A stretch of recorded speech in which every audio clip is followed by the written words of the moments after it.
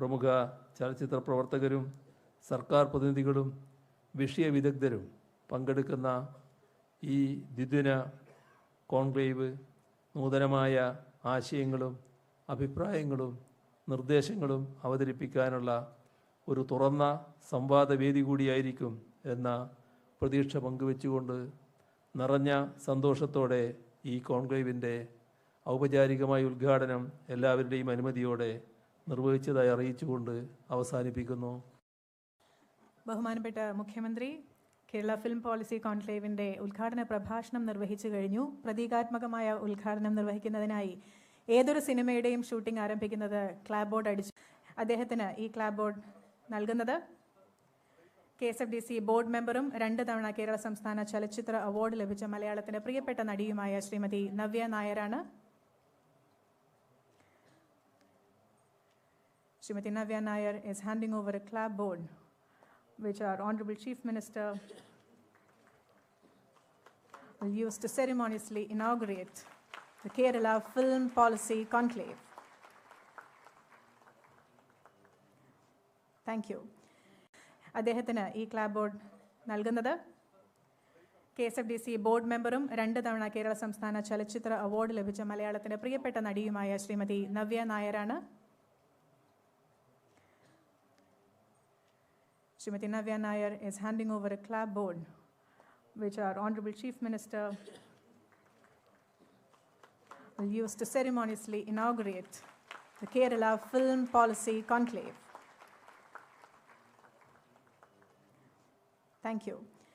ഈ ചടങ്ങിനെ തൻ്റെ സാന്നിധ്യം കൊണ്ട് സമ്പന്നമാക്കിയിരിക്കുകയാണ് മലയാള സിനിമയുടെ അഭിമാന താരമായ പത്മഭൂഷൺ ശ്രീ മോഹൻലാൽ. 4.5 പതിറ്റാണ്ട് കാലമായി നമ്മെ രസിപ്പിക്കുന്ന വേഷപ്പകർച്ചകളിലൂടെ നമ്മുടെ സ്വകാര്യ അഹങ്കാരമായി മാറിയ അദ്ദേഹത്തിൻ്റെ വാക്കുകൾക്കായി നമുക്ക് ഇനി കാതോർക്കാം. സദസ്സിനെ അഭിസംബോധന ചെയ്ത് സംസാരിക്കുന്നതിനായി ശ്രീ മോഹൻലാലിനെ സസ്നേഹം ക്ഷണിക്കുന്നു.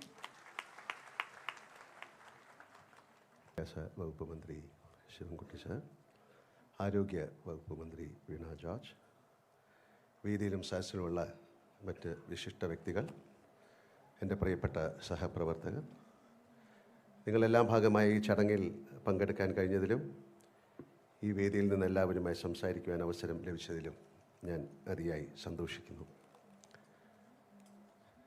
ഇതുപോലൊരു പ്രധാനപ്പെട്ട വേദിയിൽ നിൽക്കുമ്പോൾ ഇതിന് അവസരമുണ്ടാക്കി തന്ന നമ്മൾക്കെല്ലാവർക്കും അത്രമേൽ പ്രിയങ്കരനായിരുന്ന മലയാളത്തിൻ്റെ മഹാപ്രതിഭ യശശരീരനായ ശ്രീ ഷാജി സാറിനെ ഞാൻ ഓർക്കുന്നു.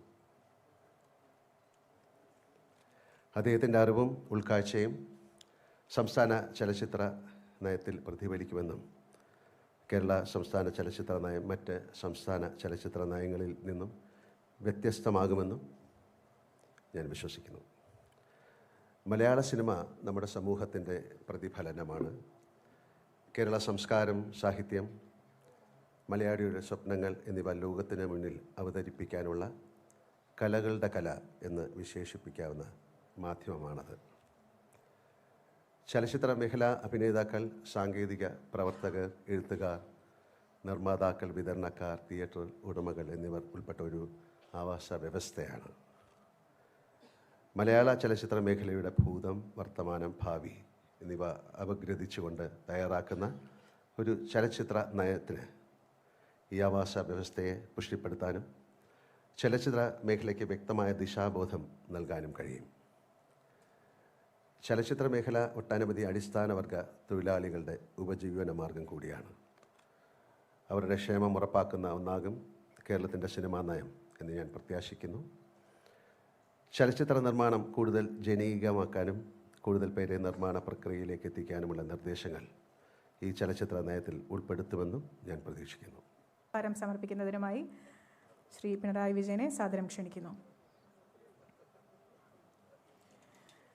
His presence at this inauguration means a lot for this two-day conclave, which is a new beginning for our industry.